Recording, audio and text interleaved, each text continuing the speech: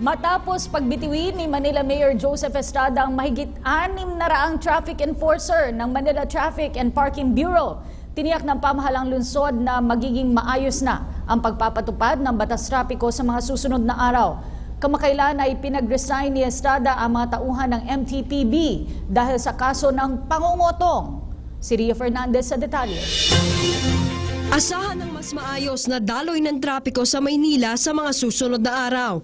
Ito ang pangako ng Manila Traffic and Parking Bureau o MTPB matapos pagbitiwin ng alkalde ng lungsod na si dating Pangulong Joseph Estrada ang mahigit 600 traffic enforcer nito dahil sa kabi-kabilang reklamo ng pangungutong. Ayon kay Dennis Alcoreza, hepe ng MTPB, 300 traffic enforcer na lamang ang kailangan nila para manduhan ang trapiko sa Maynila.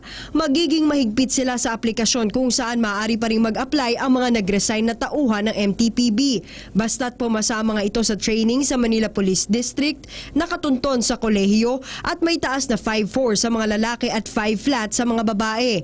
Mas mataas na sweldo rin ang tatanggapin ng mga papasa mula sa 6,000 pesos, magiging 10,000 pesos na ito bukod pa ang mga benepisyo. Pero habang wala pa, pansamantala muna ang mga ngasiwa sa kalsada ang 244 na pulis mula sa Traffic Enforcement Unit ng MPD. Kakatuwangin din nila ang mga barangay chairman, transport sector at iba pang grupo. Sa kabila nito, tiniyak ni Alcoreza na mapatutupad ng maayos ang batas trapiko lalo't papalapit na ang Pasko. Traffic Kaya nga tama si Mayor Era sa evaluation niya na yung mga enforcers natin na pinaresign, again hindi ko sinasabing lahat, no? Yung karamihan, hindi na nagta-traffic Nag-aabang na lang ng huhulihin. So hindi nakakatulong sa trapiko.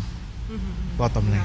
Inaasahan na sa ikalawang linggo ng Disyembre, papasok na ang may 100 bagong MTPB traffic enforcers. May abiso naman si Alcoreza sa mga motorista para matiyak na hindi maaabuso ng mga bagong traffic enforcer ang kanilang kapangyarihan at maiwasan ang pangungutong. Ang suggestion namin, ang panawagan namin, magpatiket na lang, tapos magpunta sa office namin.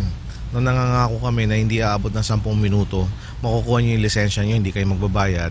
At the same time, nagkaroon kami ng credible na feedback na itong traffic enforcer na to, pasaway sa kalye. So, babantayan namin yan at pa-file namin ang appropriate charges pagka napatunayan na talagang totoo. Para sa PTV News, Ria Fernandez.